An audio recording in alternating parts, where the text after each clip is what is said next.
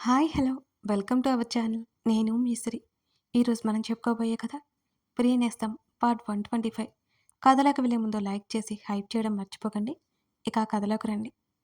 అసలు తను అనవసరంగా ఇక్కడికి వచ్చి వీళ్ళకు అదనపు భారమైంది. ఒంటరిగానో మూడులాగానో తన ఊరిలోనే ఉంటే బాగుండేది. మల్లిక ఆలోచిస్తుండగానే హనీ వచ్చింది. ఆంటీ, రక్ష పాపేది అని పరిగెత్తుకుంటూ వచ్చిందే హనీ. ఆయ కూడా వెనకే వచ్చింది. రక్ష పాప వాళ్ళ అమ్మమ్మ వాళ్ళ ఊరు వెళ్ళింది హనీ. హనీని ఎత్తుకుని ఒడిలో కూర్చోబెట్టుకుంటూ చెప్పింది మల్లిక.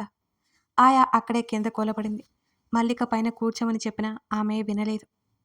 అమ్మమ్మ వాళ్ళు చెడ్డవాళ్ళు కదా, రక్షపాప ఎందుకు వెళ్ళింది అని అంటున్న హనీ మాటలకి అర్థం కానట్టు చూసింది మల్లిక. అదేంట్రా అలా అంటావు? అమ్మమ్మ వాళ్ళు చెడ్డవాళ్ళు ఎందుకు అవుతారు? అమ్మమ్మ వాళ్ళు చాలా మంచివాళ్ళు. మనల్ని అమ్మమ్మలాగా ఎవరు చూసుకుంటారు అని బొగ్గలు పునుకుతూ అంది మల్లిక. లేదంటీ, మా అమ్మమ్మ ఉంది. నన్నెప్పుడూ తిడుతుంది. మా మమ్మీ అమ్మమ్మతో నేను ఉన్నప్పుడు ఆకలేస్తుందంటే అన్నం కూడా పెట్టలేదు అని పొట్ట తడుముకుంటూ దీనంగా అంది హని. ఆ మాటలు విన్న ఆయా కళ్ళల్లో నీళ్లు తిరిగితే మల్లిక బొమ్మలా అయిపోయింది. హని బాధ ఏంటో తెలుస్తున్నట్టు అనిపిస్తుంటే అప్రయత్నంగా గుండెలకి హత్తుకుంది మల్లిక. ఇలాంటి మనుషులు కూడా ఉంటారా? పసిపిల్లలను ఇలా చేస్తారా? మల్లికకి చెప్పలేనంత కోపమొచ్చింది. హనీ అమ్మమ్మ ఎవరో ఆవిడ కాళ్ళు విరగ్గొట్టాలనిపించింది కూడా. అలాంటి చెడ్డవాళ్ళ గురించి ఆలోచించడం ఆలోచించకూడదు హనీ. ఏమైనా తిన్నావా అని అడిగింది మల్లిక. హనీకి ఎంత దూరంగా ఉండాలి అని చూసినా మల్లిక వల్ల కావడం లేదు. తనంటే అంత పిచ్చి ప్రేమ చూపించే ఆ చిన్నపిల్లకి దూరంగా ఉండలేకపోతోంది. కానీ ఆ పిల్ల తండ్రి తను వెళ్ళడమే ఇష్టం లేదు. తిన్నాను, ఆయా పెట్టిందిగా అంటూ మల్లిక ఒడిలో నుంచి దిగి అక్కడే పెద్ద బాక్స్లో ఉన్న రక్షలో రక్ష బొమ్మలతో ఆడుకోసాగింది. ఆయా, పాప చెప్పేది నిజమా? హనీని చూస్తూ అడిగింది మల్లిక. అవునమ్మా, హేమంత్ బాబు భార్య చాలా చెడ్డది. విడాకులు తీసుకునేటప్పుడు హనీ ఎక్కడ లేదు. కొన్నాళ్ళు కోర్టు తల్లి దగ్గర ఉంచమని చెప్పింది. అసలు హనీని ఎలా మార్చేశారో తెలుసా? 3 ఏళ్ల చిన్నపిల్లని కూడా చూడకుండా కడుపు మార్చేసి సుస్థి వచ్చిన దానిలా చేశారు. హేమంత్ బాబు తట్టుకోలేకపోయాడు. అసలు ఆ బాబుని చూడనిచ్చేవాళ్ళు కాదు. అది అసలు తన కన్న తల్లి కాదు, రాక్షసి. కన్న కూతుర్ని కూడా చూసుకోలేని రాక్షసే. చూసుకోకపోయినా పర్లేదు, పసిపిల్ల అని చూడకుండా కొట్టడం, చివాట్లు పెట్టడం, ఏమీ తెలియని ఆ పిల్లని ఆకలితో చంపడం ఇలా చేసేది.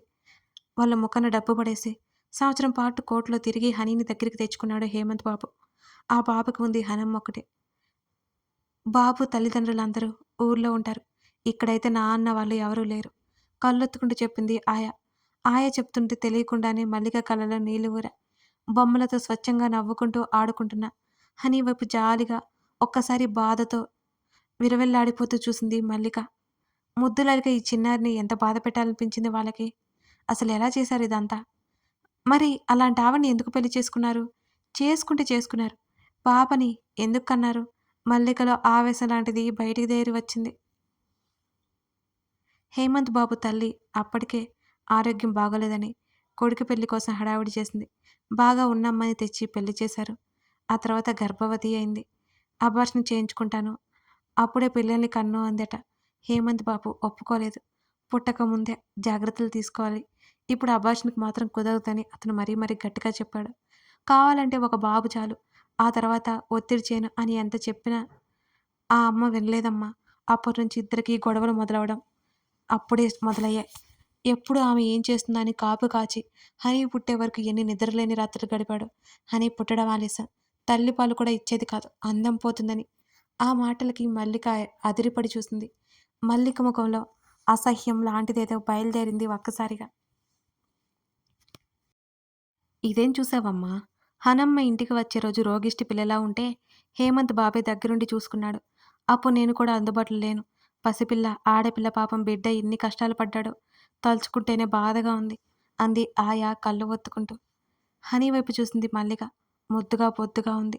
నవ్వుతూ ఆడుకుంటోంది. ఇంత చిన్న వయసులో అవన్నీ చూసిందా? మల్లిక కళ్ళు తడిదేరాయి. హనీని చప్పున దగ్గరికి వెళ్ళి గుండెకి హత్తుకోవాలనిపించింది. అంతలోనే ఆమె తనంతట తాను సంపాదించుకుంది నెమ్మదిగా.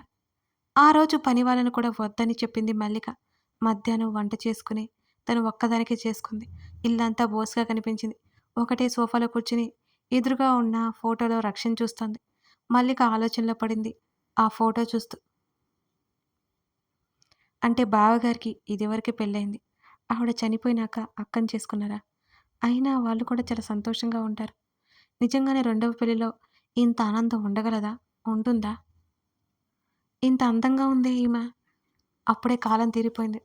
ఆ అమాయకమైన కళ్ళు, ఆ అందమైన చిరునవ్వుతో ఉన్న రక్ష ఫోటో చూస్తూ అనుకుంది మల్లిక మనసులో. సాయంత్రం బయటికి వచ్చింది మల్లిక.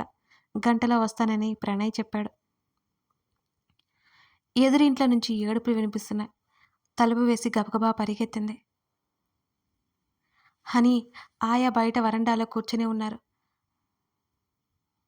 హనీ ఏడుస్తుంటే ఆయా కాళ్ళ దగ్గర కూర్చుని ఏదో సర్ది చెబుతోంది. దగ్గరికి వెళ్లి చూసిన మల్లిక ఉలిక్కిపడింది. హనీ మోకాళ్ళు పగిలి రక్తం వస్తోంది. ఏమైందాయా? అప్పటికే హనీ గాయాన్ని క్లీన్ చేస్తోంది ఆయా. కింద పడింది మల్లికమ్మ అని అంది. ఆయా, నువ్వు తప్పుకో, దూదిమందు తెచ్చివ్వు అనగానే ఆయా లేచి వెళ్ళింది. ఏడుస్తున్న హనీ తలని గుండెకి హత్తుకుని, హనీ, తగ్గిపోతుంది, ఏడవకు అని ఆయా దగ్గర కాటన్ తీసుకొని నీట్‌గా తుడిచి ఆయింట్‌మెంట్ రాసి కట్టు కట్టింది మల్లిక. హనీ ఏడ్చి ఏడ్చి మల్లిక ఒడిలోనే నిద్రపోయింది అలాగే. అసలు ఎలా పడింది ఆయా? అని అడిగింది. ఇక్కడే ఆడుకుంటూ కింద పడిందమ్మా. అప్పటికి చెబుతున్నా. నా మాట అసలు వినిపించుకుంటేగా. వయసైపోగా పట్టుకోలేకపోతున్నానిక అని అంది ఆయా. తన ఒడిలో నిద్రపోతున్న హనీ వైపు చూసి నెమ్మదిగా తల నిమిరింది మల్లిక. ప్రణయ్ కాల్ చేస్తుంటే 2 క్షణాలు గట్టిగా ఊపిరి తీసుకుని చేతిలో ఉన్న కాల్ లిఫ్ట్ చేసి చెవి దగ్గర పెట్టుకుంది. మళ్ళీ నేను బయలుదేరుతున్నాను, రెడీగా ఉండు అని ప్రణయ్ అన్నాడు. సరే అన్నయ్య. కాల్ కట్ చేసింది మల్లిక. హనీని ఎత్తుకుని అలవాటుగా హేమంత్ గదిలోకి తీసుకొచ్చి పడుకోబెట్టింది. ఎక్కడికమ్మా వెళ్ళేది? అడిగింది ఆయా ఉండుపడలేక. అక్క బావగారు వాళ్ళు వేరే ఊరు వెళ్ళారు కదా ఆయా. ఇక నేను ఒంటరిగా ఎందుకని అక్క అన్నయ్య వాళ్ళ ఇంటికి వెళ్ళమని చెప్పింది. అన్నయ్య వస్తాను అంటున్నాడు. అదే చెప్తున్నాడు అని మల్లిక చెప్తుంటే ఆయా ముఖం ఒక్కసారిగా వెలవెలాబోయింది. మల్లిక వెళ్ళిపోతాను అంటుంటే. ఇంకా హేమంత్ వచ్చే వరకు మల్లిక తోడుగా ఉంటుంది. హనీ దిగులు పడకుండా ఉంటుందని ఆమె అనుకుంది. ఆయా ఇలా మల్లిక వెళ్ళిపోతూ అనడం ఆయాకి కష్టంగా అనిపించింది. వెళ్ళిరా అమ్మా అంది దిగులుగా. హనీ జాగ్రత్త అని చెప్పేసి అక్కడి నుంచి మెల్లిగా బయటికి వెళ్ళిపోయింది ఆయా.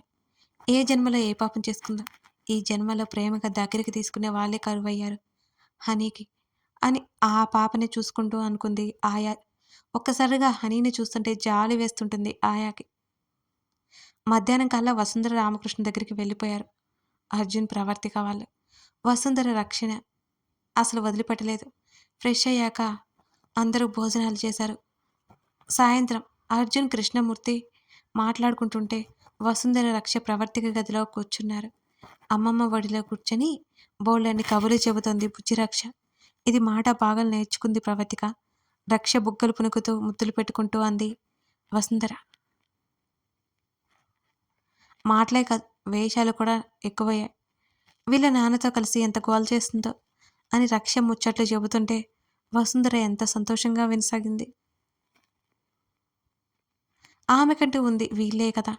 ఇంతకుముందే ప్రవర్తిక అంటే ఎంత అభిమానం ఉన్న వసుంధరకి ప్రవర్తిక తన రక్ష పేరు కూతురుకు పెట్టడం ఇంకా ప్రవర్తిక మీద ఇష్టాన్ని పెంచింది. ప్రవర్తిక తన కూతురు కంటే ఎక్కువైపోయింది వసుంధరకి. అమ్మమ్మ అంటూ తన తల్లితో మాట్లాడుతున్న వసుంధర చెంప మీద చేయి వేసి తన వైపుకు తిప్పుకుంది రక్ష. ఏంటి బంగారం చెప్పు? నవ్వుతూ రక్షని చూస్తూ అంది. నేను ఇక్కడే ఉంటాను, మమ్మీ వాళ్ళతో వెళ్ళను అని రక్ష చెప్పింది. ఆ పనిచే బంగారం, నిన్నే చూసుకుంటూ గడిపేస్తాను అని అంది వసుంధర. ఎందుకను? రక్ష మూతి ముగించి అంది. సరే, ఎందుకు మమ్మీ వాళ్ళ దగ్గర ఉండవు? అక్కడ బూచోడున్నాడుగా, అందుకే ఉండను. మా డాడీ సూపర్ హీరోలా బూచోన్ని కొట్టాడు, నన్ను సేవ్ చేశాడు అని రక్ష కళ్ళు తిప్పుతూ చెబుతుంటే ఇద్దరు అయోమయంగా చూసినా సరే, రక్ష ఏదో కథలు చెబుతుందని వాళ్ళకనిపించింది. అబ్బో, మంచి పని చేశాడు మీ డాడీ.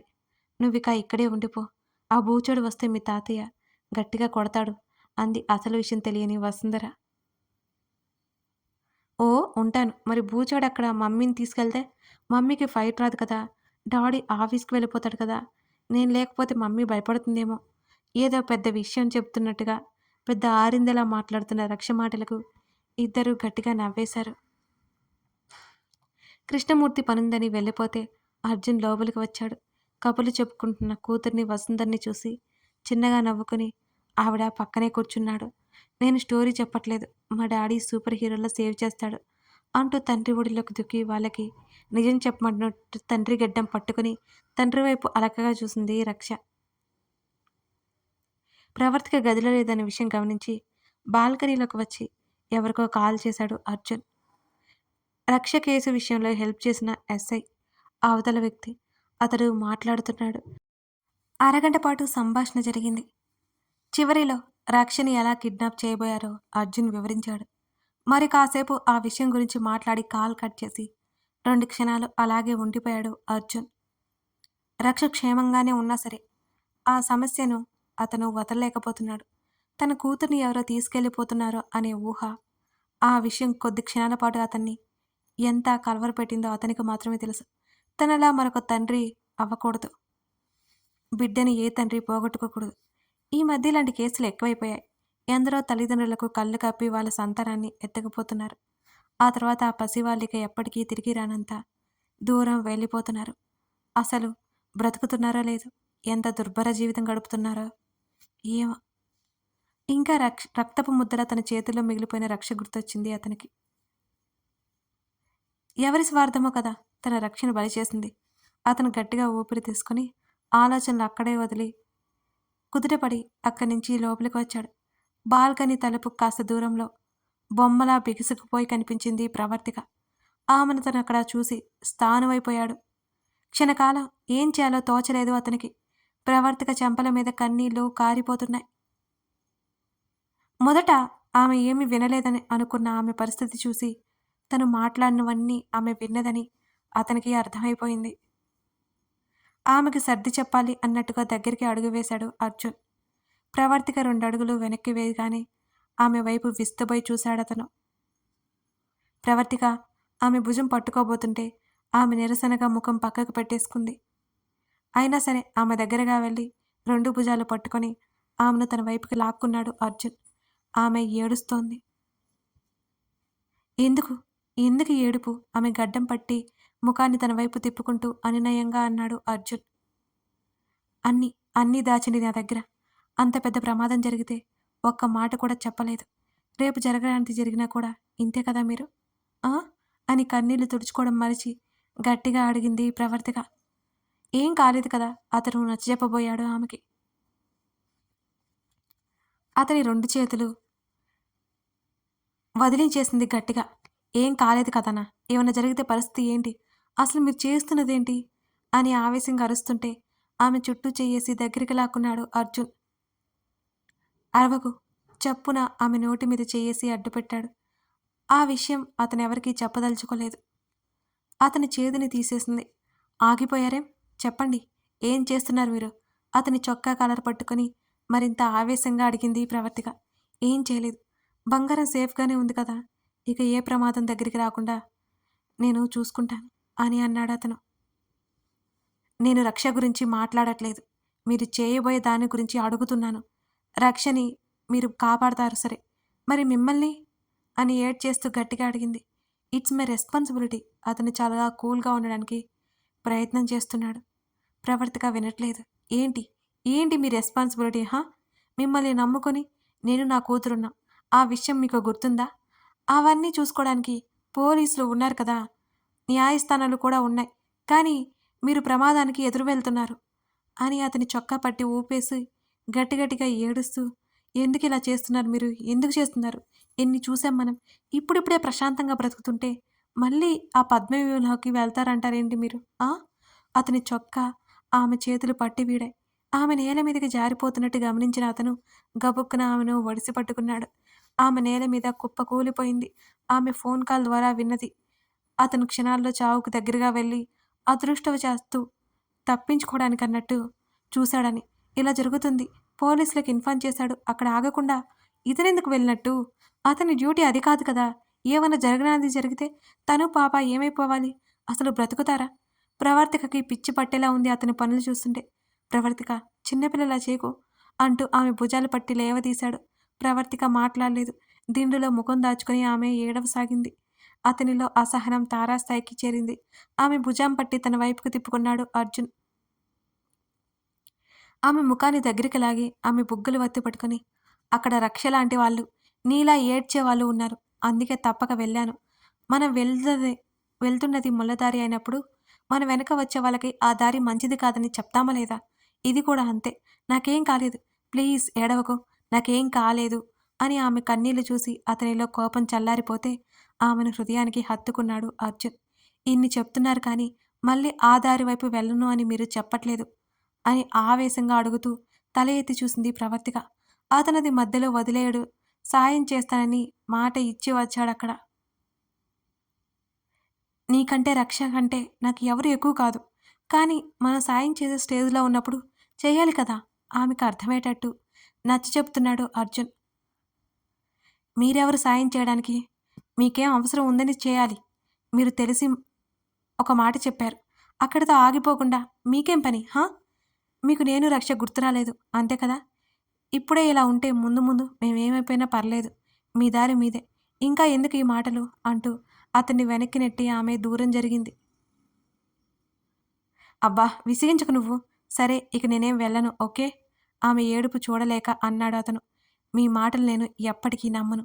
ఎన్ని చూడలేదు నేను. ఇది గుర్తుపెట్టుకోండి. మీకేమైనా అవ్వాలి దాన్ని చంపి నేను చస్తా. ఆ మాట ఆమె నోటి నుంచి వచ్చిన మరుక్షణం ఆమె చెంప చెల్లుమంది. ప్రవర్తిక చెంప మీద చెయ్యి పెట్టుకుని అతని వంక కన్నీళ్లతో చూసింది. కథ కొనసాగుతోంది. కథ నచ్చితే లైక్ చేసి కామెంట్ చేయండి.